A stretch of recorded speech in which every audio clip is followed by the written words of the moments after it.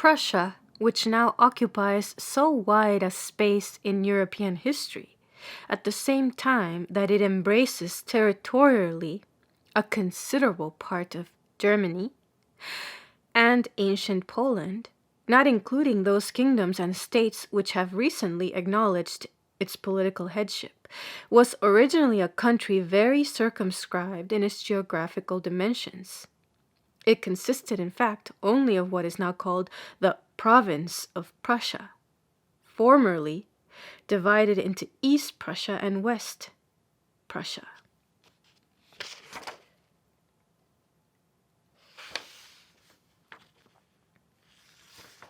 It was known to the ancient Phoenicians and Greeks principally on account of the trade in amber, large quantities of which were found, then as now, cast up by the sea on the southern coast of the Baltic between Königsberg and Memel. There is no doubt that it was visited by Pythias of Marseille, who lived either in the time of Alexander the Great or of Ptolemy Philadelphus, and wrote an account of his travels, some fragments of which have come down to us. At a still later period, the Romans got their supply of amber from the same coast, a description of which is given by Claudius Ptolemaeus, a writer of the 2nd century of our era. This geographer is enumerating the various nations of European Sarmatia,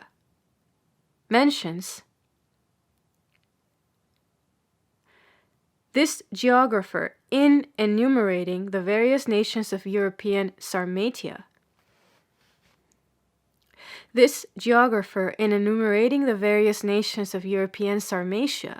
mentions the Borushi as one of the tribes dwelling in the neighborhood of the Vistula, though somewhat in the interior. As to the etymology of the word Boy Russia, Burussia, Pirussia, Prussia, there is much uncertainty. There were Lets, Goths, Wends, Sclaves, all living in proximity to each other.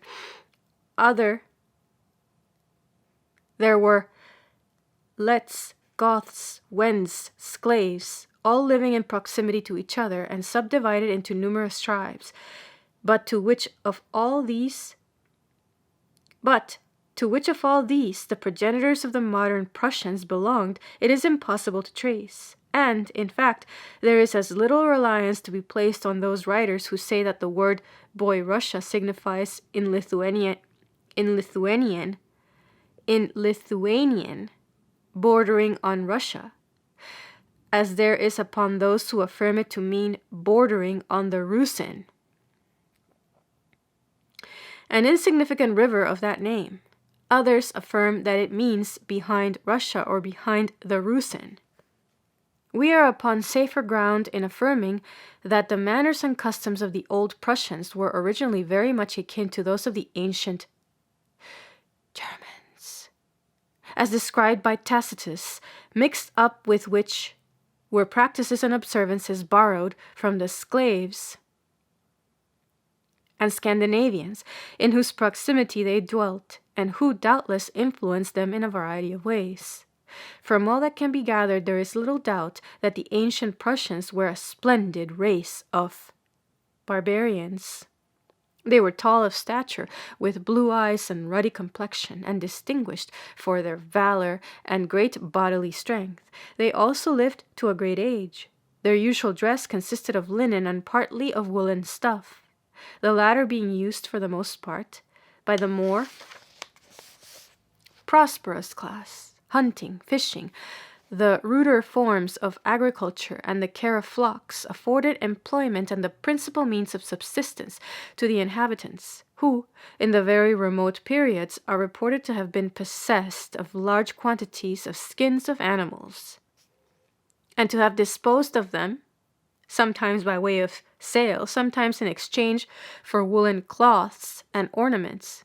It would appear that at a very early date the Prussians constructed boats and small craft for the conveyance of goods on the Baltic, and that they ventured in these vessels even to the ports on the coast of Sweden. The Prussians had some very peculiar domestic institutions. For instance, the head of a family was permitted to get rid of invalid parents, children, or servants by burning them, the victims being considered to be purified and sanctified by the agency of fire. Similarly, a father was at liberty to destroy sickly or deformed children by drowning or burning, on the principle that affliction is hateful to both God and man. When a person of distinction was seriously ill, priests attended by his bedside day and night, recited certain appointed prayers, and made a vow to appease the anger of the gods. If the patient continued to suffer, they gave him ashes from the sacred fire. If even this brought no improvement, his friends and relatives held a consultation, and if they then despaired of his recovery, they suffocated him, such a death being considered a painless relief from the agonies of an incurable malady. An excess of female children in one family not being approved of, the father was allowed to destroy them or to sell them to strangers. In dealing with crime, they recognized willful murder as a heinous offense, punishable by death, without alternative of pecuniary compensation, the murderer being usually given over to the friends and relatives of the victim. Concubinage was strictly prohibited, although a man could have 3 wives. For a person convicted of adultery, whether man or woman, the punishment was burning.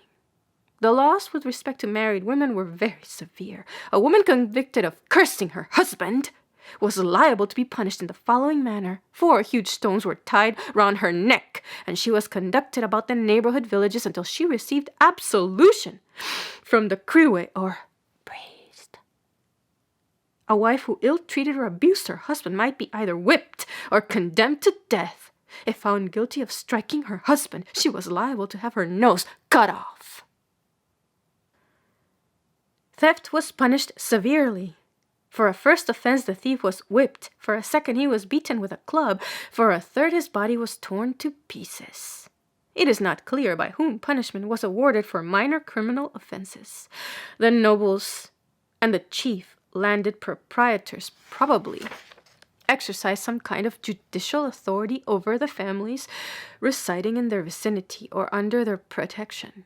Considerable powers were also possessed by the kriwe and by the civil and military ruler, called the rakes. Though it is difficult, if not indeed impossible, at the present time to define the extent of the authority of these several rulers, yet it is desirable to indicate in general terms the character of their respective functions. As the head of the priests was, so to speak, a high priest, who was styled the Grand Kriwe, and who was supposed to be in constant communication with the spirits of the departed.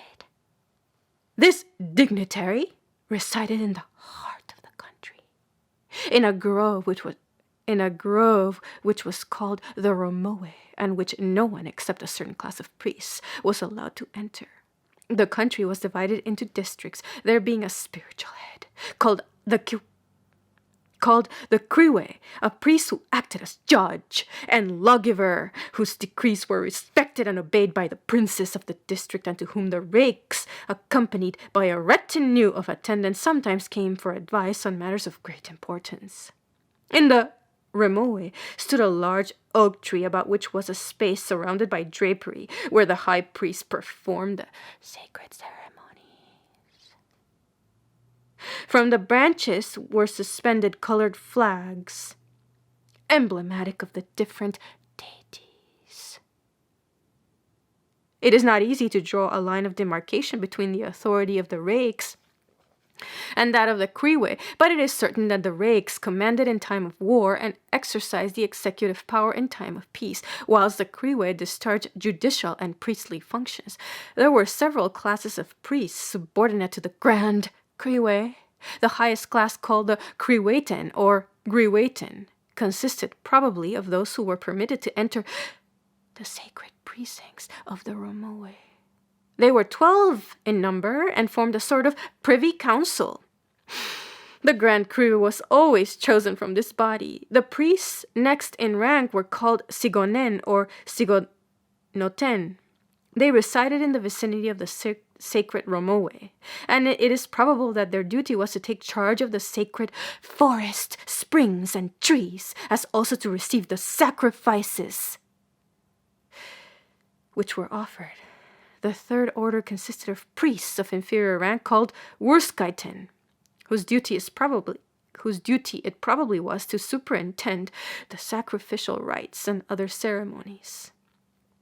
In early times, female soothsayers exercised considerable influence in the management of affairs. These personages, who generally dwelt in retired and lonely spots, appear to have been in some way connected with the priesthood. Tradition speaks of a famous member of this class who resided in the district of Galinden. The following story may be taken as evidence of the influence of this latter priestess.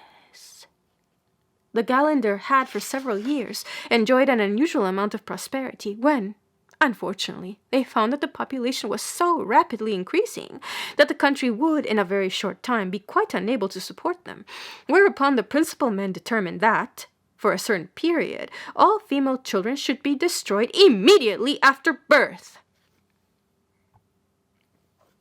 As might be expected, many mothers concealed the children they pretended to have destroyed, and the deception becoming known, their breasts were cut off by order of their husbands. The unfortunate women repaired to the priestess, who promised that they should be avenged.